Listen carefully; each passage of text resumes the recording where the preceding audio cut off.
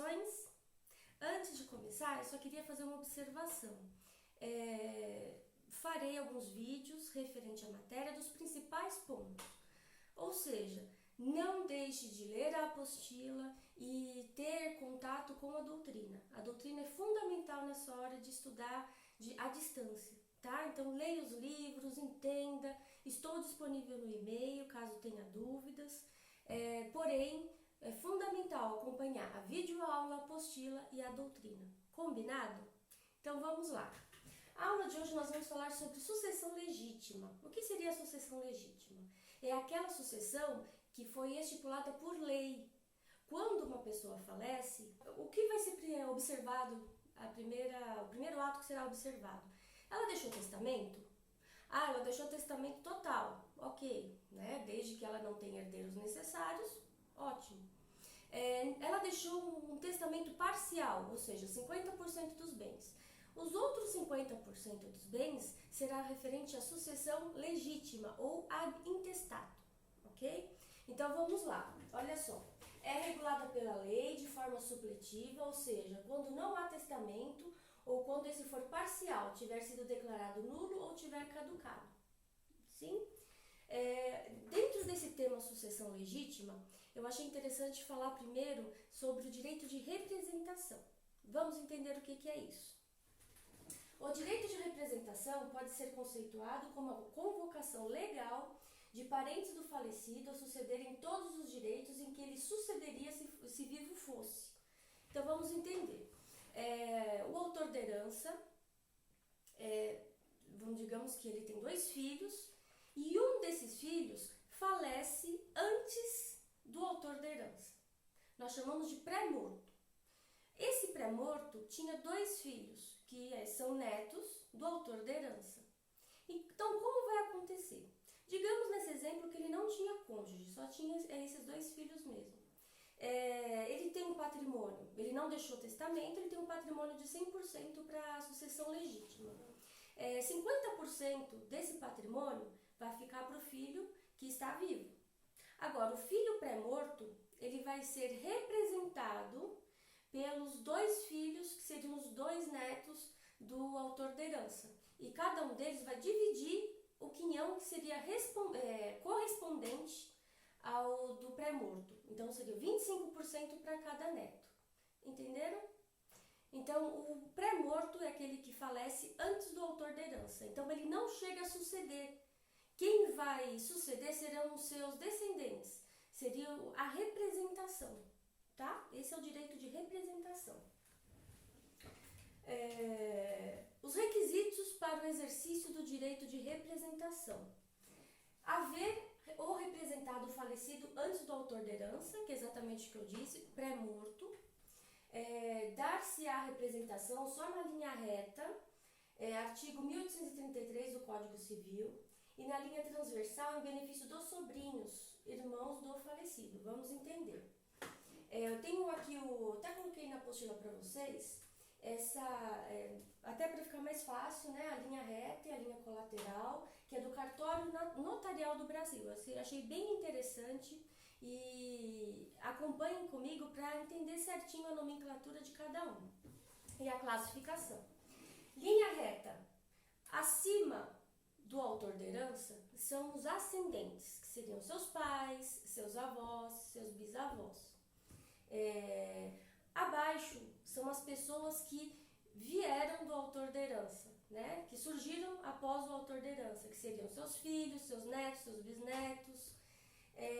Linha colateral seriam os irmãos, aqui ó, irmãos, primos, né? Do lado os afins, do lado do meu cônjuge, seriam os cunhados. Então, só para vocês lembrarem do grau de parentesco, até para ficar mais fácil. Vamos lá. Então, assim, só vai suceder por representação as pessoas que forem descendentes do autor da herança, tá? E na linha colateral, os únicos que podem suceder por representação seriam os sobrinhos, quando o irmão do falecido for pré-morto, ok? descender o representante do representado, exatamente o que eu acabei de comentar. Quando for descendente, daí tem o direito de representação. Quais são os efeitos do direito de representação? Vamos lá. Os representantes herdam exatamente o que caberia ao representado se vivo fosse e sucedesse. Artigo 1854, ou seja, herdam por estirpe e não por cabeça. Mais pra frente eu vou explicar para vocês o que é herdar por cabeça e herdar por estirpe.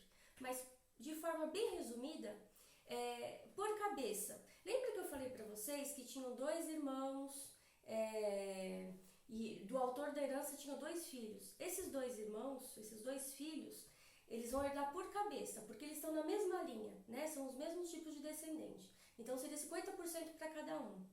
Agora, a partir do momento que um irmão é pré-morto e os netos do autor da herança vão suceder por representação, eles vão suceder por estirpe e não por cabeça. Porque por cabeça, pensa, 50% vai ser para um filho, por estirpe será 25% para cada neto, que é o quinhão correspondente que seria entregue ao pré-morto.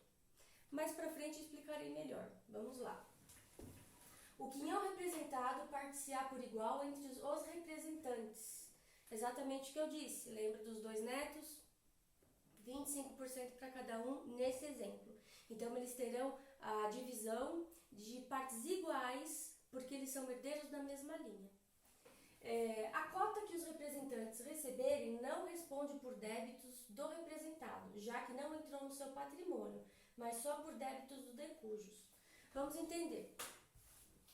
O pré-morto, ele faleceu antes do autor da herança. Logo, ele não sucedeu. Então, como ele faleceu antes, o decujus falece, faz a transmissão desse patrimônio diretamente para as pessoas que têm o direito de representação.